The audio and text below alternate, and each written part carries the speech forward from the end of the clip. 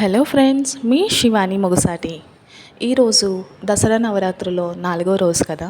అమ్మవారిని అయితే లలిత త్రిపుర సుందరిగా పూజిస్తామండి. అలానే అమ్మవారికి పెట్టే ప్రసాదం వచ్చేటప్పటికి చక్కెర పొంగలి.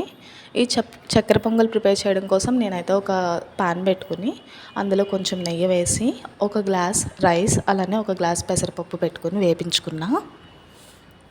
తర్వాత ఒక కుక్కర్ తీసుకుని అందులో మనం వేపించుకున్న పప్పు అలానే బియ్యం వేసి 4 గ్లాసెస్ వాటర్ని అయితే యాడ్ చేశానండి. వాటర్ వేసిన తర్వాత 6 విజిల్స్ రానివ్వాలి. చూసారు కదా, మనకి కన్సిస్టెన్సీ అయితే రావాలి. బెల్లం అయితే 1/4 కప్పు తీసుకున్నా. అలానే ఒక స్పూన్ పంచదార కూడా వేసానండి. లాస్ట్లో జీడిపప్పు కొబ్బరికాయ కూడా వేపించాలి. వేపించిన తర్వాత అందమైన చక్కెర పొంగల్ మనకి రెడీ అయిపోయింది. ఎంతో ఇంట్రెస్ట్గా తింటారు కదా చక్కెర పొంగల్ అంటే. మీరు కూడా ట్రై చేసి ఎలా ఉందో కామెంట్ పెట్టండి. అలాగే వీడియో లైక్ చేసి ఛానల్ని అయితే సబ్స్క్రైబ్ చేసుకోండి. Thank you.